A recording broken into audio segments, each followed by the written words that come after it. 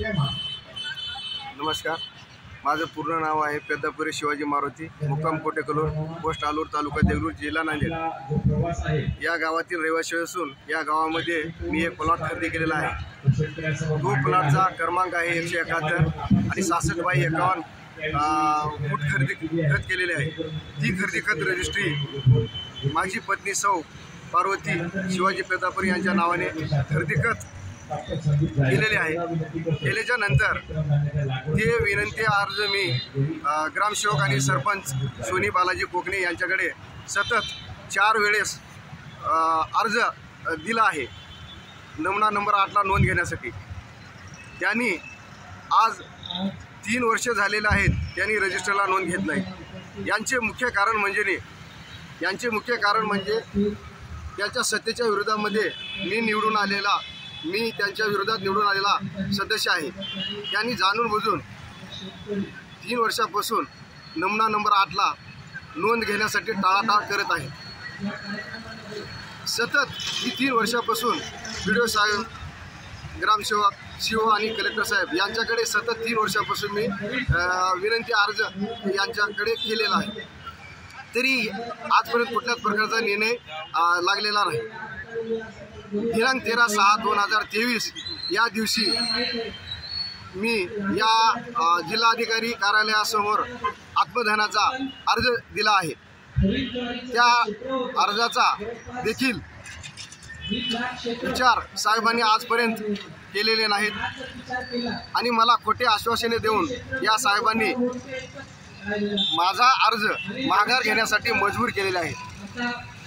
यानंतर दिनांक 30/1/2024 या दिवशी आमच्या ग्रामपंचायत कोटेकलूर या गावामध्ये मासिक मीटिंग झालेली आहे। या मीटिंगचे अध्यक्ष सौ सोनी बालाजी कोकणे या होते आणि ग्रामसेवक साहेब शिवाजी मटवार साहेब दोनगावकर यांनी या मासिक सभेमध्ये माननीय गटविकास अधिकारी देशमुख साहेब तसेच विस्तार अधिकारी DS कुरुंदे साहेब या दोन्ही साहेबांनी जे सुनावणीचा जे अहवाल आहे ते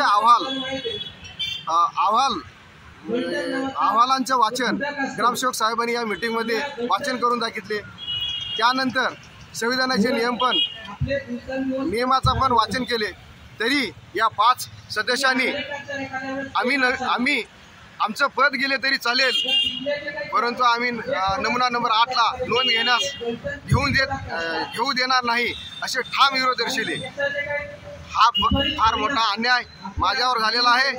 हा अन्यायाला न्याय मिळवण्यासाठी, हा अन्याय दूर करण्यासाठी मी या मीडिया आणि पत्रकार यांच्याशी संपर्क केलेला आहे आणि या आमरण उपोषणाचा इशारा पण साहेबांना दिलेला आहे। हा फार मोठा माझ्यावर अन्याय झाला आहे। अन्यायाला वाचा फोडण्यासाठी आणि मला न्याय मिळवण्यासाठी मी या पत्रकाराशी आणि मीडिया आणि आमरण उपोषण घेत आहे। माझ्याकडे सखोल लक्ष द्यावे आणि लक्ष घालून न्याय मिळवून द्यावे एवढीच ही माझी विनंती आणि या सरपंचांना वर योग्य ती कारवाई करावी ही माझी नम्र विनंती।